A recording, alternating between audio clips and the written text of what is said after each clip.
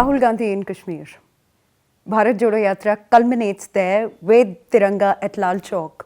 That's something Prime Minister Modi and Home Minister Mr. Shah had said that एक दिन आएगा और हम लाल चौक पे तिरंगा फहराएंगे. Rahul Gandhi ने भी जाके फहराया है. Look, I don't want to say anything against Rahul Gandhi really, because through his actions I think he has convinced a lot of people that the BJP is really the only entity that can uphold India's interests. Look, mood of the nation polls say something different here. You guys in the media come up with many such moods, and for now 20 years you relaunched a person. I don't think anybody has had as many relaunches. I mean, I can show you many covers of magazines that show such mood of the people. Let me tell you something. His party was primarily to blame for the appeasement politics, which meant that the tricolour could not fly in Kashmir. It is against that type of governance that a former BJP national president, Professor Murli Manohar Joshi ji, went with a then young assistant called Narendra Modi ji, and decades ago, against enormous threats to his life, unfurled the flag at Lal Chowk. Now, I've been to Lal Chowk. It's a matter of pride that we can fly the tricolour there. But even on this yatra that has taken place, you've seen the faux pas that have taken place, because they seem to be first going by their old playbook of not wanting to fly the tricolour at Lal Chowk. And only when there was enormous reaction from the public did they then change their plans and finally unfurl the tricolour at Lal Chowk. That shows the actual intent. When you do something from your heart and when you are compelled to do it, there's a difference. Democracy is all about that, listening to what people are saying, people on the ground, no? Yeah, but if your heart is not in standing up for the flag until people tell you to do so. That's a very serious charge against the party and Rahul Gandhi. No, it's not a charge. It's just, I look at it with pity actually, that for a political leader to take a stand that when they are going to be in Kashmir, they will fly the tricolour somewhere privately rather than in a public place. Because that not flying it in a public place in Kashmir was the appeasement politics that his predecessors did for many decades. And it would have been nicer if he would have right from the outset said that the BJP has been doing it for 30 years. I thank them. I will also now do it. Instead, he again tried not to do it until public opinion went against him. And yes, it's democracy that he was compelled to do it, and it's a good thing. Did the Bharat Jodo Yatra threaten the BJP at all, given the response? Look, I think similar questions have been asked for 20 years about many such activities undertaken by dynasts and nepotistic politicians. And it has not panned out. I think there is hope among some sections in the media that perhaps this time it will work. No, nobody was threatened. The BJP certainly doesn't feel threatened. Every Indian is welcome to go and spread their message and try to get people's support. But it was not the large gatherings that are being implied. Large gatherings are manufactured most of the time in these kind of activities. Large gatherings are what you see when Prime Minister Modi goes to a campaign in Assam, for instance, where he has gone more number of times than all his predecessors put together to the northeast. You get gatherings of between 5 and 10 lakh people. In Gujarat, I'm privy to some of the information there. If our planning was for 5 lakhs people, sometimes we would end up with 8 lakhs or 10 lakhs people because of the enthusiasm of people to want to come there and listen to him. There is a huge difference on the ground. And so the party is absolutely sure of the upcoming state assembly polls and the 24 elections? We should never have hubris. But I think it is fair to say that Prime Minister Narendra Modi and the BJP, we have other many tall leaders such as Home Minister Amit Shah, we have JP Nadda, our national president, and others. These are people that slog day and night for the party. The other personalities you've been referring to recently are trying to create such an image, but they have a long track record of more vacationing and less dedication on the ground. They're trying to change that. On 31st of December, Rahul Gandhi addressed a press conference telling everybody that, yes, I'm here, I'm not vacationing. Well, let's see how long that lasts. It's a good thing. If he's actually on the ground and working, it's a good thing. But like I said, the more that people like him go and spread an anti-BJP message, we seem to get more of a pro-BJP wave on the ground. What about the southern states? So look, let's take the larger picture. 7 years ago, it was very confidently asserted by many people, including some in the media, that the BJP would never govern a state in the Northeast. Only 7 years ago. And today, the BJP is in government in all 8 states in the Northeast, either on our own or in alliance with other parties. Now, we have had a breakthrough in the South, and we are growing in the South. We are growing in the East. In Odisha, we are now the second largest party, with just a few percentage points to go to become number 1. In Bengal, we have grown dramatically between 2014 and 19 and 20. You asked a question about the South. We are not a party that will stop growing at some point, because we truly believe in the philosophy of being a party that represents all India, all Indians. And areas which were described as unlikely for us to succeed, we have already demonstrated success repeatedly. So in the South, we will continue to gain. We will continue to form governments. And a day will come when we will have government in every southern state. The charge against the BJP is that if it cannot form a government, it is very good at breaking a government. Goa, Maharashtra. The reality is we have a parliamentary system. We don't have a presidential system of government. In a parliamentary system, once legislators are elected, guided by certain rules, it is up to them to decide. Now, in Goa, let's start with Maharashtra. Maharashtra was a very interesting situation where the government which was formed there for a couple of years went against the public mandate. So when people, you just now mentioned Maharashtra, yet you didn't mention the first Maharashtra incident when BJP was part of the winning combination but somehow got left out. So that itself should show that some sections in media only focus on such an issue only if it involves BJP succeeding. But if BJP somehow gets the short end of the stick, somehow that doesn't get any coverage at all. David and Goliath. No. No, even when we were David, it was the same attitude that we faced. Now, so Maharashtra was a very peculiar situation. It was totally against the public mandate and it got corrected. You had a situation where the BJP won a large number of votes among demographics where it was said that we would not win.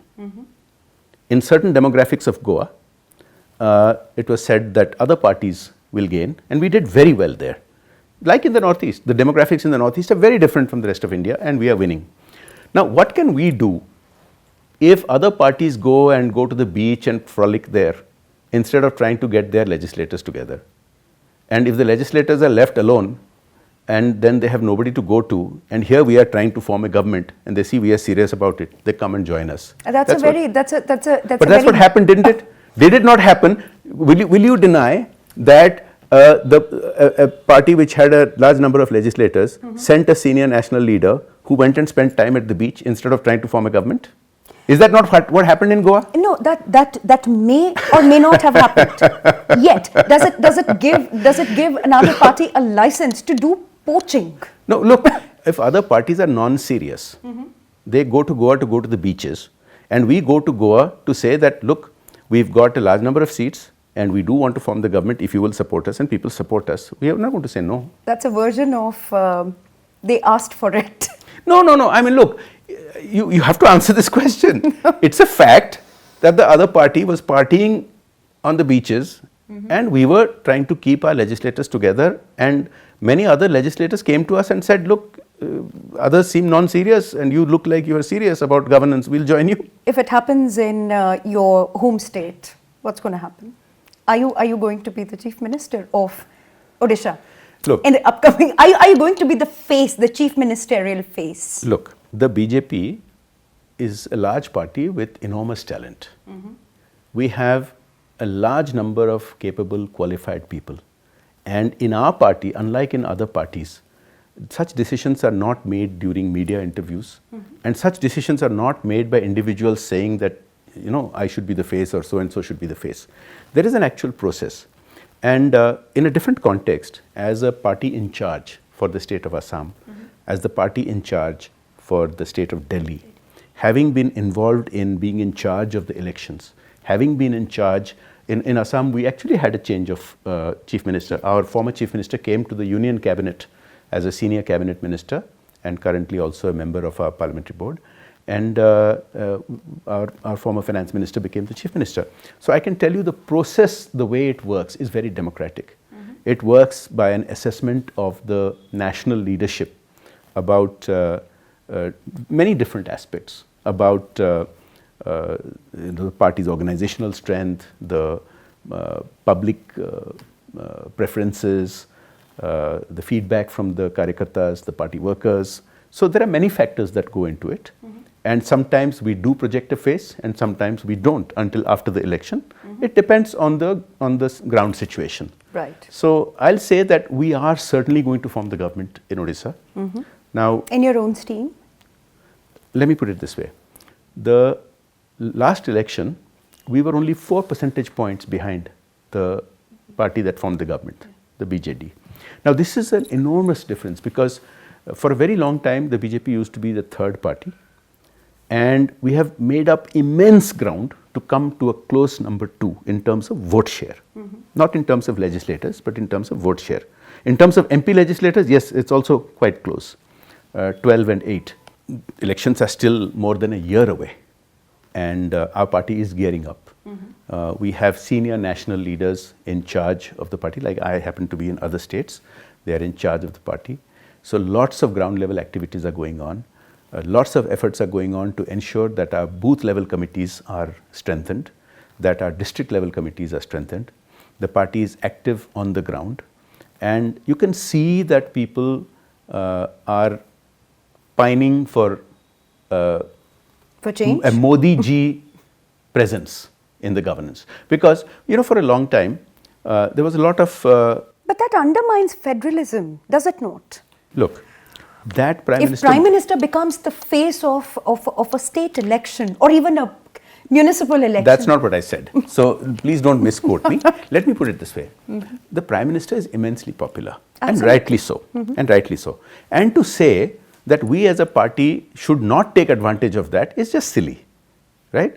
If we have a very popular leader, it would be silly and crazy of us to say that, you know, we are not going to bring Prime Minister for campaigning to Odisha, we'll just fight by ourselves. Of course, we will also do our very best to complement our Prime Minister's popularity with the effort on the ground by the karyakartas, by the MLAs, MPs, by the party office bearers. We'll do that. Look, the point I was trying to make is that Odisha is ripe for change. There's immense anti-incumbency. And,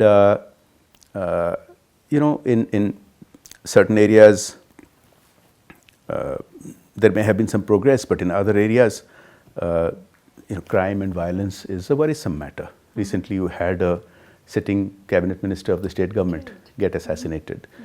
If you look at the crime statistics, it's worrisome in Odisha. So we are very much present on the ground. We are very much making our plans to really put up a proper fight this time. And there is immense confidence that in the next elections we will get a majority. We already have, you know, in terms of MP seats, we are getting a lot more than we have got in MLA seats. But considering what the vote share difference is, it's absolutely breachable, and there's a great deal of confidence in Odisha. Why has Delhi not been won by the BJP despite, Prime Minister sitting here? The charisma somehow doesn't work in Delhi. Wow. Okay, so let's look at the overall facts. All 7 of the MP seats in Delhi are won by the BJP. Absolutely. Now, this is quite an impressive showing, considering that in an earlier era, the BJP used to win a much smaller number of seats in Delhi. To have comfortable victories in all 7 MP seats is, I think, very commendable. Now, in Delhi, we have had a peculiar kind of a situation where the party of government in Delhi makes all kinds of promises, and their performance is a far cry from the actual promises. So what that means is, you can fool some of the people all the time, you can fool all the people some of the time, but you can't fool all the people all the time. They get re-elected though. Only twice. Now look at the in the local recent municipal elections, there was not that much separating the two of us, and we gained vote share. From our last time around, we have gained 3% vote share. So today, if you actually go and inquire. But you ruled the municipal landscape for years. We had 3 terms in the previous setup where we had different municipal corporations. Yes. There was a change, it got merged into one, there was delimitation, and we gained 3% vote share. Now, you have a government going around saying they'll give free everything. This is a culture that needs to be addressed, because the freebie culture, you've seen what it has brought to countries like Sri Lanka. You've seen what poor fiscal governance has brought to other countries in our neighborhood. This is something that one has to really consider, and it's not just politicians and governments, media and civil society, and our citizens should also consider this. The reality is, you've heard a lot about, for example, the Mohalla clinics. If you go and, you should take your cameras and go and see the Mohalla clinics. A large number of them are lying in shambles. Not a single vaccination was done there during the entire corona pandemic. Right. Similarly, free water. Do you know the number of illnesses that Delhi's children are being subjected to because of the quality of that water? The Delhi Jal Board, run by the same government, did not audit its accounts for many years. The government and the ruling party in Delhi are caught up in enormous scams. You may have heard about the excise liquor scam, which runs into well over 1,000 crores. There are a great deal of worrisome things, and I believe the people of Delhi are beginning to wise up to all of this, which is why the results that you saw belied the confidence that Delhi's ruling party was exuding. And our performance was far superior to what the opinion polls and even the exit polls were saying. So I believe you will see a turnaround at the next elections. So you are seeing this as a bellwether? I'm seeing this as a bellwether because if you remember, the Delhi's governing party were claiming they will get more than 200 seats. They got 135. Most polls were giving us about 65 seats. We got 104. So you can see that there is an undercurrent of support for us here that was not accurately reported or caught by the media. So I believe that the party of government in Delhi is worried. And look, when it comes to the MP elections, because it is an election to re-elect Prime Minister Modi ji to his office, we have a huge advantage. When it comes to other elections, also because we have made these gains in vote share, there is increasing confidence that, as you said, this is a bellwether for what is going to come in the 2025 Vidhan Sabha election. Right. But let's talk about 2024. All good, all set. When we touched on this a few minutes ago, I said that we will never get caught up in hubris. So we don't take any election lightly. You don't take the municipal elections lightly. Also, there's something else. You know, we don't just turn up at elections. One of the things that you will notice about the BJP is that we have public activities not just during elections but round the year. and not just every year, not just every month, but every week. On every week, at least on 3 or 4 days, you will see BJP Karyakartas involved in some activity. It could be a political dharna or a rally, or it could be a social campaign, such as for Beti Bachao, Beti Padhao, or for vaccinations, or it could be a political or organizational campaign, like having what we call drawing room meetings with people, circulating our material and discussing issues with them. So we are continually in touch with people and standing up for them. You know, a fact that doesn't get discussed enough is that during the corona pandemic, BJP workers assisted 250 million people. 250 million people were helped by BJP Karyakartas by community kitchens, food packets, medicine packets, assistance with vaccination, assistance with hospitalization, oxygen, so on and so forth. With Prime Minister's photo all over the place. We are allowed to. I'm talking Karyakartas, I'm not talking government. So government of course did its job, but these are BJP Karyakartas. And of course if BJP is doing something, we'll use our logos, we'll use the pictures of our leaders. Of course we ought to. Now, and we are fully entitled to. So people know that we stand with them throughout the year during any crisis. So when it comes to elections, we have that additional advantage that we haven't just turned up suddenly out of the blue. Right. This is one thing. Secondly, the kind of work that we do, the kind of preparatory work, we have been working in lakhs of booths across the country, not taking anything for granted. Even though we are the most successful party in the country, we still look at areas where we have not won and try to figure out why not and what do we need to win. So we do have that drive because we clearly have the aim and ambition to represent every Indian and to represent all Indians. And so I will say yes, we are confident. We are not going to get caught up in hubris, and we are very confident of doing well in 2024. Is it going to be a third time for Prime Minister Modi, or is there a succession plan? Everybody wants to know this. Nobody really asks it openly. Modi ji is by far the tallest leader. Everybody.